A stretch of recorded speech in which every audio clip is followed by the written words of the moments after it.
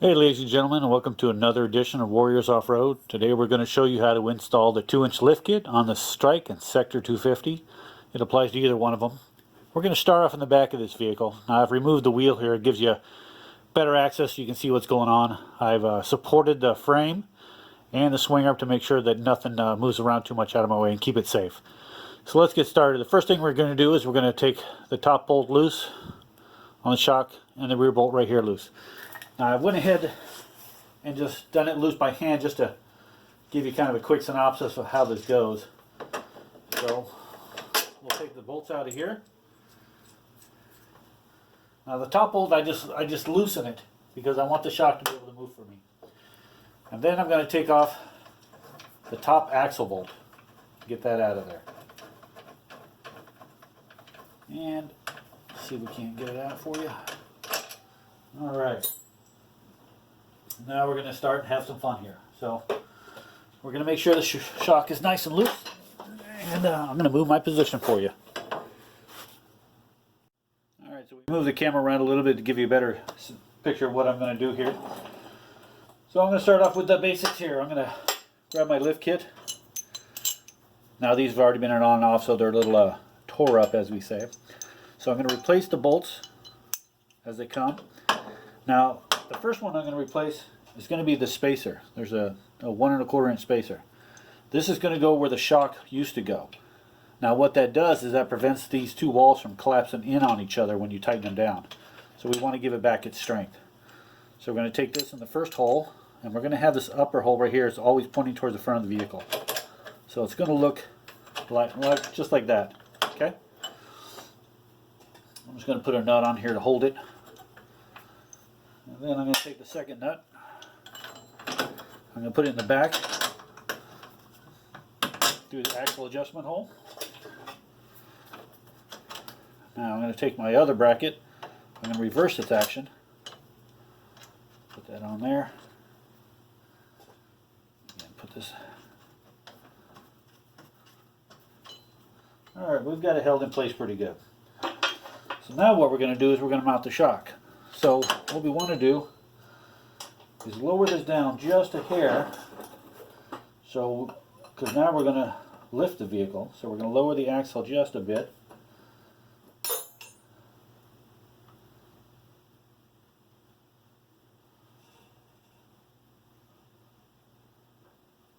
There we go.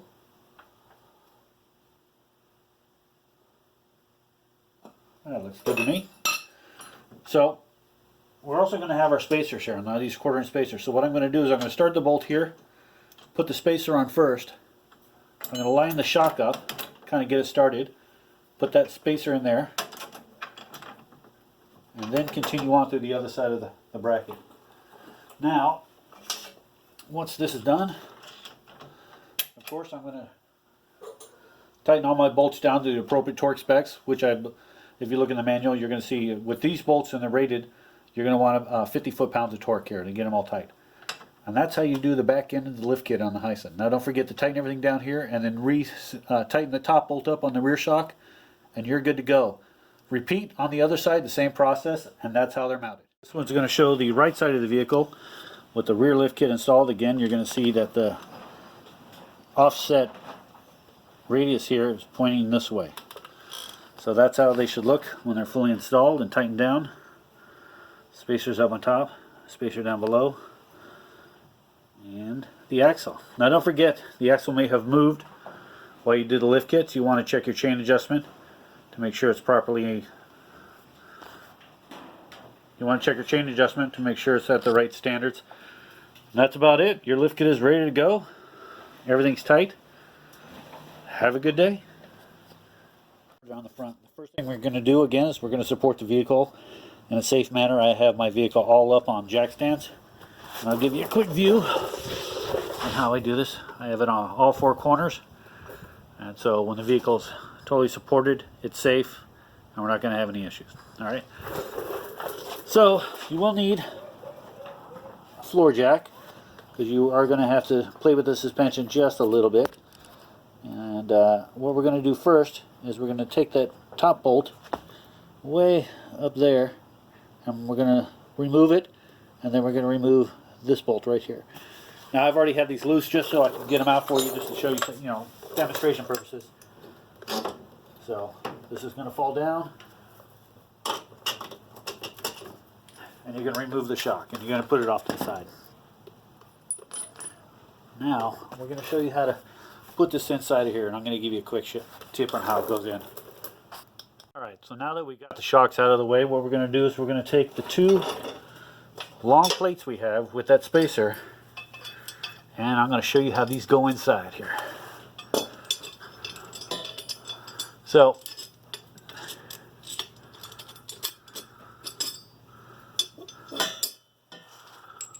we're going to put these up here like this. Okay. What I'm going to do is I'm going to start with this one first, and I'm going to thread it on the outside of this bracket. Just get it started. Next, I'm going to slide this 1-inch spacer in there. Just get it started. And last but not least, we're going to put this one in here. What I want to make note too, you'll see the direction of this, how it angles out. That is the shorter of the two pins goes up into the original shock holes. These ones that stick out farther are going to be the new shock holes. So you see like this. So if you have it this way, let's see if I can get you a better shot. If you have it like this, it is incorrect. It's supposed to be, that's a better shot. So if you have it this way, it's incorrect. It's supposed to go this way, face down, just like an oil pump or a giraffe. Okay? Well, now we're going to get this back in here.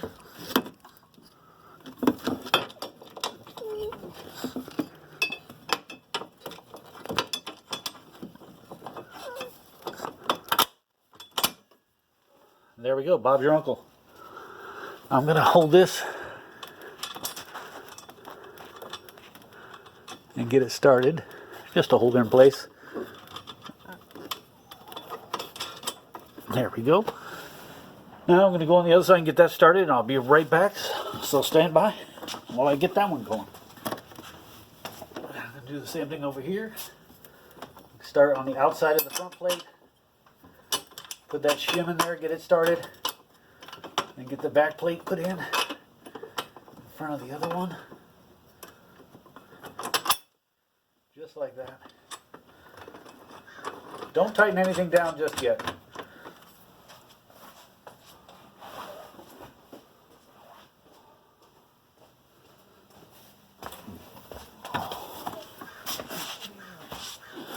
Now don't tighten anything down just yet, because we want to make sure we get everything lined up here before we get it all squared away. Okay, so now what you're going to do is you're going to take the shock and you're going to mount that right there where it went before. Alright, so we're going to take our bolt and we're going to get it started. Just again, I want to do hand tight everything right now. Okay, now let's get the lower one mounted. Alright, now let's get the lower one set up. This one you're going to have to push down a little bit to get it going in. You're going to get it started.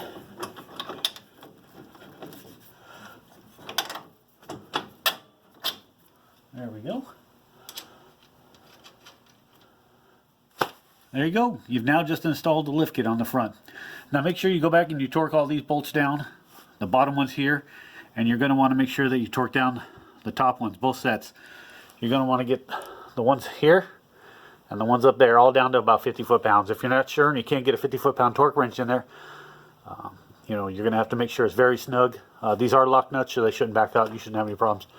But there you go. You still have the stock geometry and the setup. Bolts in, ready to go. And the one thing you will need to do is you're going to have to do an adjustment, or at least check your alignment, your toe in.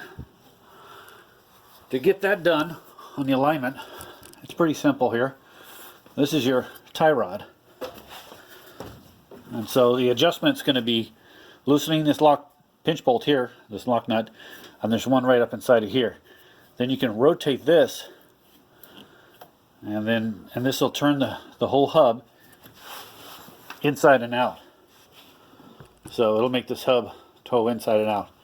Now what you want to get is you want to get it So this being the front of the vehicle by the caliper side, this being towards the rear of the vehicle. You want to get it so when you measure the center of the tires, the front should be in.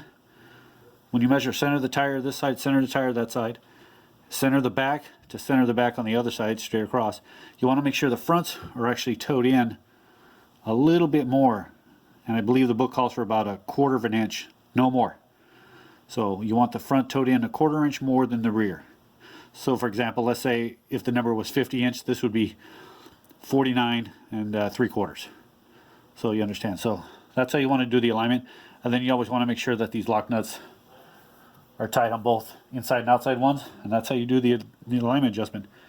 Great to have you along this time. We look forward to another episode. Stay tuned for more.